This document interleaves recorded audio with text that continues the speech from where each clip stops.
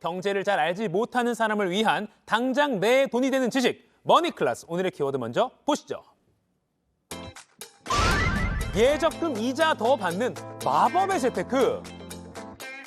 지난해 금리가 빠른 속도로 오르면서 안전자산으로 불리는 예적금 가입이 큰 인기였죠. 하지만 최근 예금금리가 다시 떨어지면서 은행에 넣지 말고 차라리 이 돈으로 투자를 해볼까? 근데 지금까지 넣은 게 아까운데 이렇게 갈팡질팡 고민이신 분들 많으시죠? 하지만 금리가 떨어졌어도 저축은 여전히 좋은 재테크 방법입니다. 지치지 않고 이자 조금이라도 더 받을 수 있는 방법 알기 쉽게 정리해 드리겠습니다.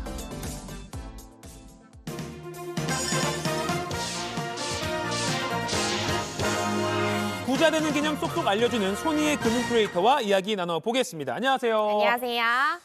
그래도 저축인 것 같긴 한데 아까 보니까 이제 뭐 지난해 예적금 가입 열풍이 있다가 요즘 금리가 좀 떨어지니까 이거 빼야 되나 고민하는 분들 많아요. 저축 매력이 좀 떨어지고 있는 건 맞나요? 우리가 금리 인상 이제는 막바지 아니냐 뭐 이런 의문들이 많이 들고 생각들이 들면서 자금이 은행을 빠져나가는 현상이 펼쳐지고 있는 건데요. 그래서 말씀하신 것처럼 이거 이제는 저축보다는 투자가 나은 거 아니야? 라고 생각하시는 분들이 꽤 많으신 것 같습니다.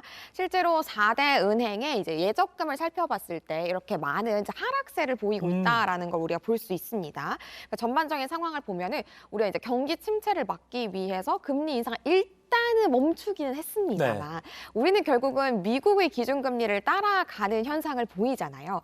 미국에서는 연 6%의 기준금리도 이제 우리가 적지 않다 뭐 이런 목소리까지 나오고 있기 때문에 결국은 우리나라의 기준금리도 올라가거나 혹은 낮춘다고 하더라도 그 속도가 상당히 낮게 이제 천천히 갈 확률이 크기 때문에 한동안은 좀 저축을 하시는 게 조금 더 낫지 않을까라고 생각이 됩니다. 그러니까 중요한 거는 저축에 대한 꺾이지 않는 마음. 중저꺾마라고 할 수 있겠는데 예적금 금리가 떨어져서 이게 좀 돈이 덜 붙으면 의지가 안 생기기도 해요. 그러니까 물론 아까 말씀하신 대로 금리는 더 지켜봐야겠지만 아직도 높은 금리 주는데 혹시 없나요? 목돈을 좀 어디 넣기 좋은 데 없느냐라고 하셔서 다들 요즘에 상호금융사를 많이 찾으십니다. 뭐 새마을금고나 신협 등을 우리가 상호금융이라고 부르는데요. 이런 상호금융은 아직도 시중은행 대비해서 예적금에 대해서 좀 더 비교적 높은 금리를 적용을 해주고 있습니다. 우리가 예적금을 비교할 수 있는 어플인 마이뱅크를 한번 조회를 해보면요. 아직도 상호금융 쪽에서는 5% 중반대의 금리를 주고 있다는 걸 확인을 할 수가 있습니다. 그렇기 때문에 마이뱅크를 비롯해서 다양한 예적금의 금리를 확인할 수 있는 플랫폼 확인해 보시고요. 금리가 좀 비교적 높은 상품 가입해 보시면 좋을 것 같습니다.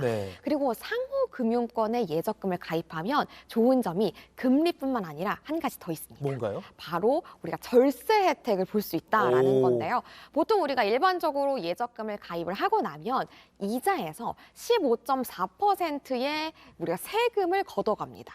예를 들어서 제가 예금을 들어서 100만 원의 이자를 받을 것이 있다라고 가정을 한번 해보도록 할게요.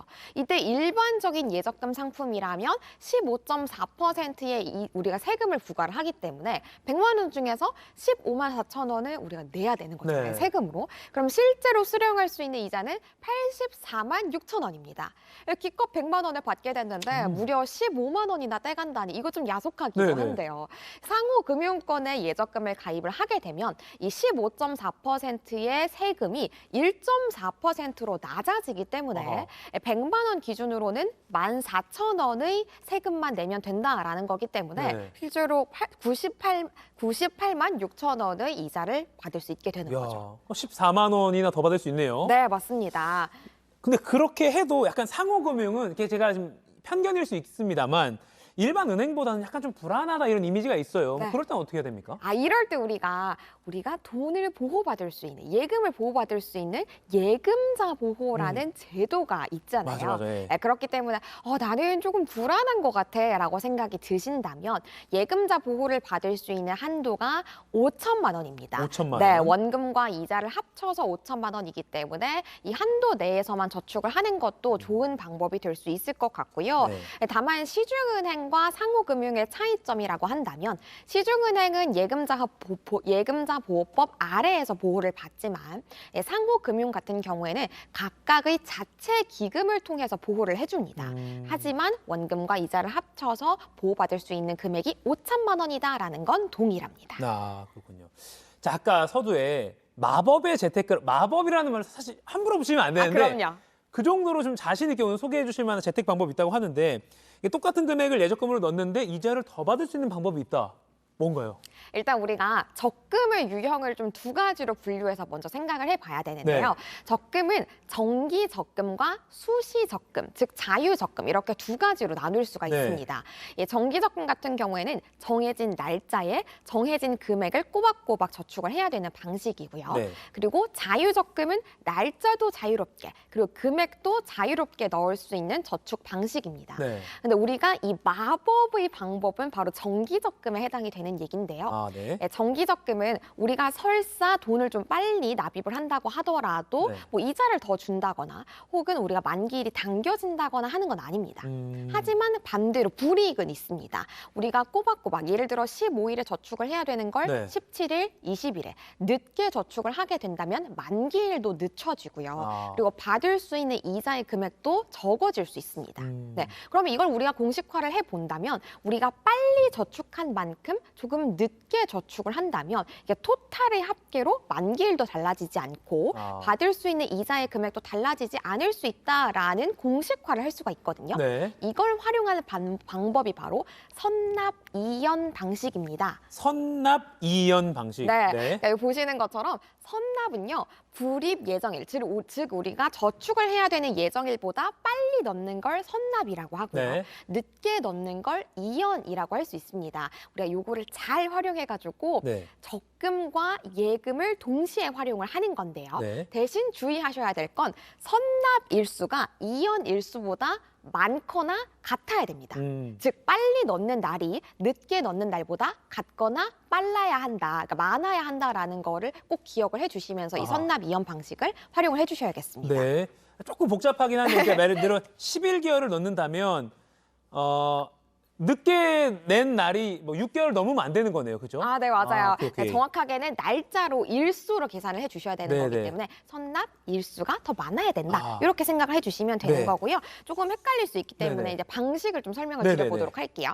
선납 이연 방식 중에서 가장 흔하게 활용되는 방식이 총 두 가지입니다. 네. 615 방식이 있고요. 111 방식이 있는데요. 네. 615 방식은 가입한 첫 달에 적금을 6개월치를 한꺼번에 넣고요. 네. 그리고 7개월 됐을 때 1개월치를 넣고요. 마지막 달에 5개월치를 납입을 하는 방식입니다. 아하. 네, 그래서 우리가 5개월 선납, 4개월 이연이 되는 방식이 615 방식이고요. 그리고 111 방식이 있는데요. 111 방식은 납입하는 첫 달에 우리가 1개월치를 납입하고요. 네. 그리고 7개월 차에 11개월분을 다 납입을 하는 겁니다.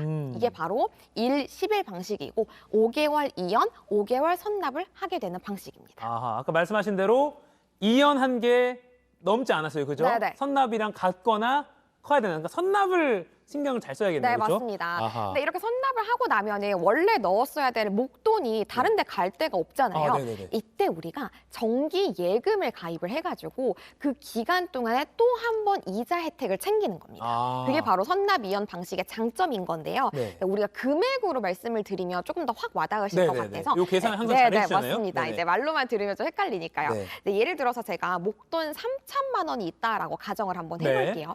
이때 제가 연 5% 금리에 1년짜리 정기 적금을 가입을 합니다. 그러면 제가 1-11 방식을 적용한다라고 가정을 한번 해보도록 할게요. 네. 그러면 첫 달에 250만 원을 먼저 저축을 합니다. 그리고 나서 계속 저축을 하고 있지 않다가 7개월 차에 2,750만 원을 저축을 할 거예요. 한꺼번에 넣어요? 네. 그러면 일반적으로 적금을 넣는 거랑 동일하게 만기도 달라지지 않고 받을 수 있는 이자도 달라지지 않잖아요. 이때 제가 받을 수 있는 이자의 금액은 세후 기준으로 약 69만 원입니다. 네. 그러면 제가 선납을 하고 나서 나머지 목돈을 정기 예금에도 넣을 수 있다. 동시에 혜택을 누릴 수 있다라고 말씀을 드렸잖아요. 네. 그러면 이 750만 원을 6개월 동안 정기 예금에 넣어서 이자를 따로 받을 겁니다. 그리고 6개월짜리 만기 예금에 넣어서 연 4%짜리에 가입을 했다라는 가정하에 추가적으로 46만 원의 이자를 더 챙길 수 있습니다.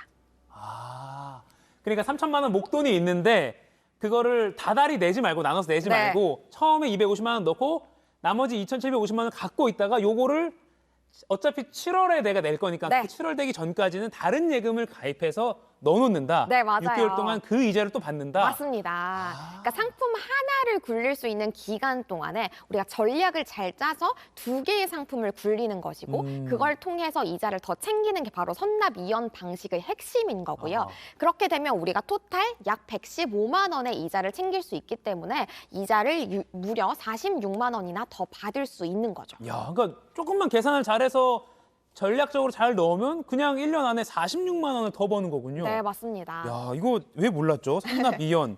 알겠습니다. 자, 근데 이렇게 마법이라고까지 해서 보기엔 되게 좋은데요. 혹시 주의해야 할 점 없는지 마지막으로 좀 짚어주세요. 주의해야 될 점 있습니다. 네. 이게 모든 정기적금에서 할 수 있는 방법은 아닙니다. 우리가 약관을 보통 잘 안 챙겨 보시는데요. 약관을 잘 읽어보면 선납이연 방식이 적용 자체가 불가능한 그런 상품들이 있어요. 예를 들어서 이렇게 월 저축의 입금 지연에 관련해서 디테일한 조항들이 있는데요. 마지막 달에는 앞서서 저축한 금액의 절반까지만 저축이 가능하다거나 이렇게 좀 디테일하게 약관들을 써두었기 때문에 이 상품은 선납이연이 가능하겠구나, 불가능하겠구나 이 내용을 약관을 통해서 꼭 확인을 해주셔야겠습니다. 아니면 혹시 뭐 창구에 직접 가거나 상담사 통화를 해서 좀 약간 직접적으로 물어도 되겠네요. 물론입니다. 알겠습니다. 이 부분 꼭 체크를 해야 될 것 같습니다. 지금까지 머니클래스 손희의 금융 크리에이터와 이야기 나눠봤습니다. 고맙습니다. 감사합니다.